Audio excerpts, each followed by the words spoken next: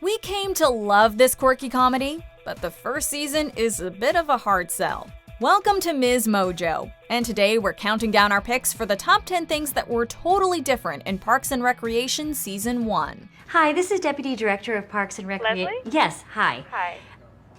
I accidentally ate an old burrito. What? For this list, we're looking at all of the ways Parks and Rec evolved after its first season. Number 10. It feels more like The Office. In 2009, when Parks and Rec premiered, another NBC show, The Office, was already a massive hit.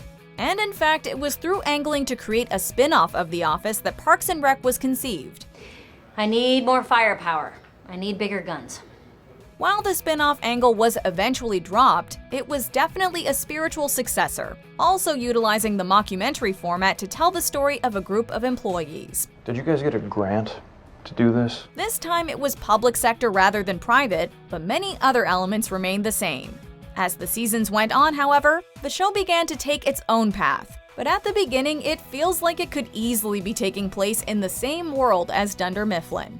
Hey, Park Lady. Yeah? You suck. Hear that? Called me Park Lady. Number 9. Ron's poster decoration. I've created this office as a symbol of how I feel about government. In the first season of Parks and Rec, one of the pieces of decor in Ron Swanson's office is a large poster of former college basketball coach Bobby Knight. Bobby Knight! In the pilot episode, he draws attention to the poster, and yet in Season 2, it's no longer there, having been replaced by a poster of a woman eating eggs and bacon. Vague legal reasons were cited as the explanation for the switch-up, and that new poster? Apparently the production team went through an image library searching for things Ron would like, i.e. dark-haired women and breakfast food. I'm a simple man. I like pretty dark-haired women and breakfast food. But this stock photo I bought at a framing store isn't real. Number 8. Tom's character. I'm from Bennettsville, South Carolina. I'm what you might call a redneck. Many of the characters in Parks and Rec change after the first season, and the first one we'll be discussing is Tom. When we first meet Tom Haverford, played by Aziz Ansari, he's actually more similar to Jim from The Office than he is to the character he would eventually evolve into. From time to time, when I think of an eloquent saying or a phrase, I have Tom write it down. He's collected them from my memoirs. Here's Leslie's quote from Wednesday. He seems like a fun-loving office prankster rather than an ambitious business mogul. What's the name of your business? Rent a swag. He's also a bit of an unsympathetic figure, constantly trying to get with women even though technically he's married. Are you actually hitting on me right now? Oh, God, no, I'm not hitting on you. I'm actually married. Number 7. It was less of an ensemble cast. By the time Parks and Rec wrapped, we had just as much love for the secondary characters as we did for Leslie. But in the beginning, many of them were relegated to the sidelines in a much more major way. I'm not happy about it either, Tom. It's like I don't even know you anymore. Last year, you wrote me up for making personal phone calls to my mom. Yes, I did, and I would do it again. 2 wrongs do not make a right. Yes, but she was in the hospital. While we meet Ron, Andy, Donna, and Jerry in the first season, the characters are pale, undeveloped versions of what they'd later become. They're all relatively two-dimensional, without enough backstory or development to make audiences really care about them. 0. Say it. Zero. Of course, this changed over the years, and we feel so lucky that it did. Please tell me why. Number 6. Leslie isn't good at her job yet. Okay, we have to push this thing through. Of course. I'll push anything, through anything, you know me. Are you sweating through your suit? I doubt it. We already mentioned the early comparisons to The Office, and a major way in which critics pointed out similarities between the two shows was in their central characters. Now that we know her, it's kind of hard to imagine Leslie Knope as being anything like Michael Scott. But in the early episodes, it's kind of hard to tell whether she's blindly optimistic and incompetent, or if she actually shows any promise as a public servant. I can't speak of the future, but I will.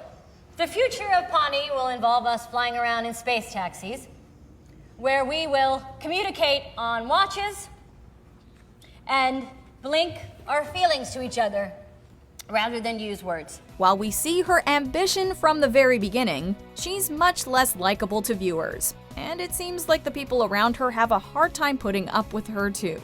So, Leslie, you're in charge of the committee. Number 5. Ron's character. Ron Swanson turned out to have more cultural influence than anyone else on the show, becoming a beacon of bygone masculinity for the modern world.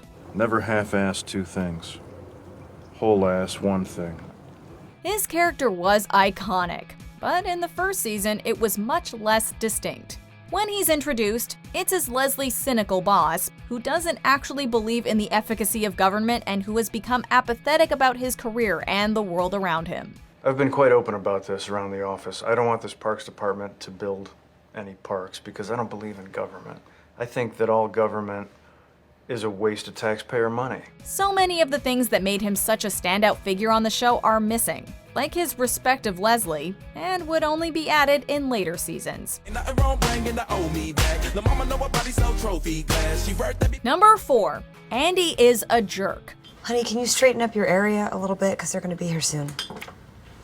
We think back on Andy Dwyer as being a lovable puppy dog who was a great match for April and perpetually entertained us with his antics. It's almost easy to forget that when we first met him in season 1, he was Anne's deadbeat boyfriend who fell into the pit and broke his legs, kicking off the action of the show. But he told me that you told him he should wait. No, he rescheduled. Said it was personal, that he'd explain later, but then he never explained. I have waited on him hand and foot for 2 months. Well, I guess that explains it. He's depicted as being basically a layabout, who is milking this opportunity for all it's worth by forcing Anne to care for him. He's really not very likable and is honestly kind of a jerk. Why would you want a toaster that's lying at the bottom of a pit? I don't know. I was pretty wasted. Wait, you were drunk? Oh, yeah, totally. Number 3. Mark Brendanawicz. One of the major players in the first season of Parks and Rec quickly disappears early in the show's run, and in the long run was quite forgettable. I'm gonna say something, I don't want you to take it the wrong way, but you're being a huge dork. That character is, of course, Mark Brendanawicz, a city planner who Leslie has a major crush on, and who the audience can tell from very early on is not worthy of her affections.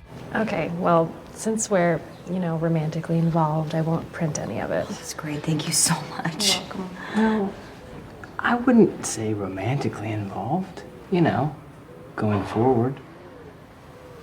Oh my God. What? He's portrayed as a cynical player who doesn't really care about much of anything. So it's easy to see why there was no place for him on the show that Parks and Rec ultimately became. There used to be this huge speed bump in the center of town. It was insane, so I decided I wanted to do something about it, and I got it lowered 2 inches. Apparently what I can achieve in government can literally be measured. Number 2. It's less optimistic. In the later seasons, even as early as season 2, Parks and Rec became one of the brightest shows on TV. A feel-good comedy where you knew that deep down all the characters were good people, even if they erred and accidentally did things to hurt one another. What's going on here? Puppy is here. Can we keep him? This positive tone was what came to characterize the show as a whole, but if you had only seen season 1, you wouldn't know it. Government work can beat you down. I would say that I lost my optimism about government in about 2 months. Leslie's kept hers for 6 years. Because in the beginning, Pawnee was filled with far more cynicism and negativity, with the majority of the department seeming resentful of their jobs. My dream is to have the park system privatized and run entirely for profit by corporations, like Chuck E. Cheese. Before we continue, be sure to subscribe to our channel and ring the bell to get notified about our latest videos. You have the option to be notified for occasional videos or all of them. If you're on your phone, make sure you go into your settings and switch on notifications. Number 1. Leslie's autonomy. Perhaps the most significant change that occurs between season 1 and 2 is that Leslie does a complete 180 as a character. Or something, give or take 100? I don't know. 100 what? I don't know, Shauna. Malway Tweep, I don't know. I guess I don't know anything. Are you okay? We already discussed her efficacy at her job, but the rest of her personality changes too. We meet her as a woman who lives in her successful mother's shadow, always trying to impress her. You wanna come? Oh, honey, geez, you know how busy I am. I know. That's why I fake invited you. She's petty and jealous when it comes to her feelings for Mark, and on top of that bestows these feelings on a guy who is so clearly no match for her. We slept together. Leslie? No. Her friendship with Anne hasn't developed yet, so we don't get to see what an incredibly loving friend she is. Without all this, it's easy to understand how someone could have skipped out on tuning in for this show's second season. Stay on what, Anne? Message. Great. Leslie formed a committee to fill the pit in a week, which is really impressive. Do you agree with our picks? Check out this other recent clip from Ms. Mojo. And be sure to subscribe and ring the bell to be notified about our latest videos.